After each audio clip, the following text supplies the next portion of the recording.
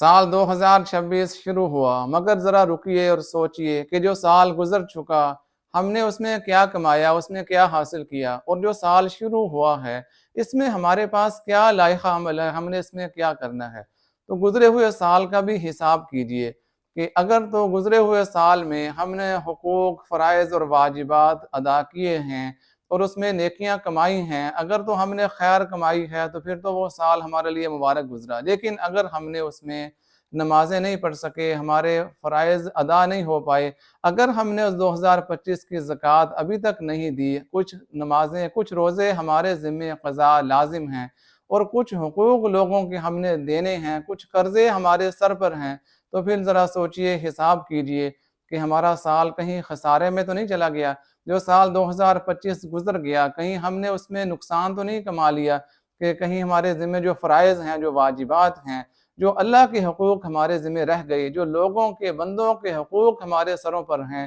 ہم نے ان سے کس طرح سے سبکدوش ہونا ہے، ہم نے ان کے لیے کیا لائحہ عمل ہم اختیار کیا ہے۔ ہم 2025 کے سارے فرائض اور واجبات ادا کر دیں، اگر ہماری زکوٰۃ رہ دی ہے تو ہم اس کو حساب کر کے دے دیں، اور جو نمازیں قضا ہوئیں ان پہ اللہ سے معافی مانگیں اور نمازوں کی قضا کر دیں۔ اور اگر 2025 کے رمضان کے کچھ روزے قضا ہوئے تھے تو اللہ سے معافی مانگتے ہوئے ان کی قضا کر لی جائے۔ اور اسی طرح اگر 2025 میں ہم نے کسی کا دل دکھایا تھا، ہم نے کسی کو اگر پریشان کیا تھا، اگر کسی کا ہم نے قرضہ دینا تھا، کسی کے حقوق دبائے تھے، ہم اس کے حقوق ادا کر دیں، اس کے قرض کی ادائیگی کی فکر کریں یا اس سے معذرت کے ساتھ مہلت مانگ لیں۔ اگر ہم نے 2025 میں کسی کا دل دکھایا تھا،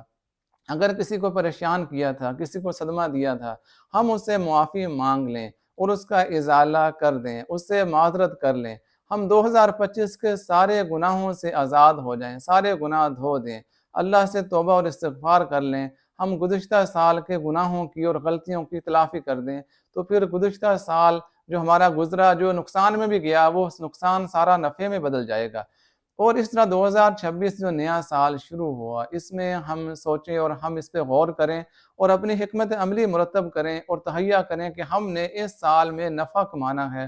نفع میں رہنا ہے، ہم نے اس میں نقصان نہیں کرنا، نہ دنیا کا نہ آخرت کا۔ تو اس میں ہم نے قرآن و سنت کو پڑھنا ہے، سیکھنا ہے، سمجھنا ہے۔ اس 2026 میں اپنے دن کے کچھ اوقات کو مقرر کیجئے، فکس کیجئے قرآن کو پڑھنے کے لیے، اس کی تلاوت کے لیے اور قرآن کو سمجھنے کے لیے کہ قرآن میں اللہ تعالیٰ نے ہمیں کیا پیغام دیا ہے۔ تو روزانہ کا کچھ وقت قرآن کی تفسیر اور اللہ کے نبی علیہ السلام کی سنت اور سیرت کو سیکھنے کے لیے اور سمجھنے کے لیے کچھ وقت ضرور مقرر کیجئے روزانہ کی بنیاد پہ۔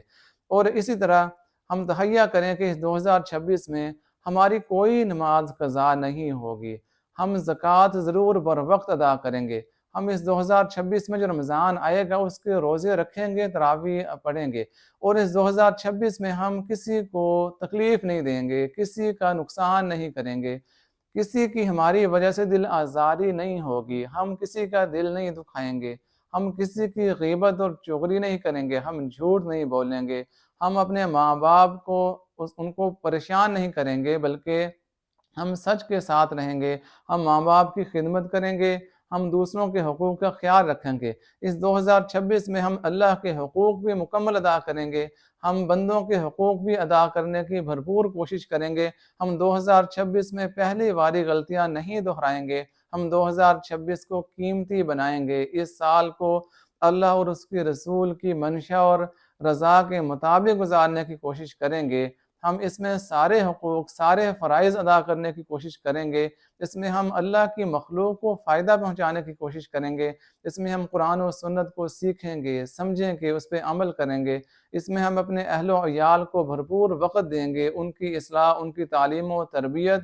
اور ان کی خیر و خوبی کے لیے ہم اپنی صلاحیتوں کو صرف کریں گے، اور اس سال 2026 میں جتنا بھی ہو سکے گا ہم دوسروں کو خیر کا، قرآن کا، دین کا، امن کا پیغام پہنچائیں گے، ہم خیر پھیلائیں گے اور خود بھی نیک بنیں گے، دوسروں کو بھی نیکی کی ترغیب دیں گے اور دعوت دیں گے۔ تو ہم تہیہ کر لیں کہ 2025 کی غلطیاں اب نہیں دہرانی، 2025 والے گناہ اب ہم نے دوبارہ نہیں کرنے،